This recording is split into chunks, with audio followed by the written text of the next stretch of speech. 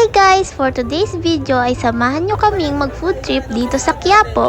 Taga Parañaque lang kami kaya yung sinakyan namin ay yung bagong LRT sa likod ng SM Sucat, which is yung LRT Line 1. Nga pala, Dr. Santos yung name ng station dito guys. Kasama ko pumunta yung ate ko tsaka yung BF niya. As always, third wheel!